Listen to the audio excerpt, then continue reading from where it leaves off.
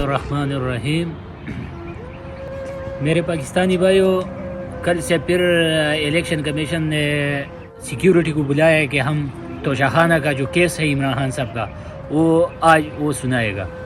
پھر کل رات سے سوشل میڈیا پر شور شرابہ شروع ہوا ہے.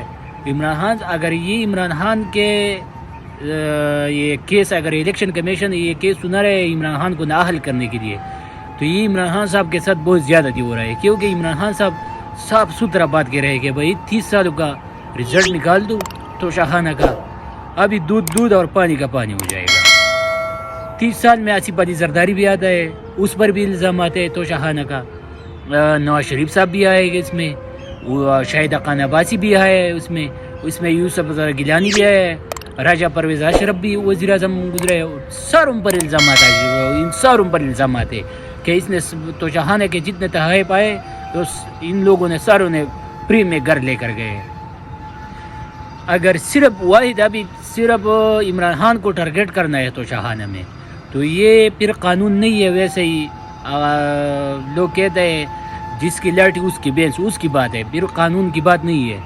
اگر 30 سال کا رزلٹ نکالنا ہے تو وہ سامنے لے کر آؤ اور الیکشن کمیشن کو کہہ دو کہ بھائی 30 سال میں توشہ خانہ سے جتنے بھی لوگوں نے تحائف لے کر گئے یا واپس لے آؤ یا ان کو نااہل کرو.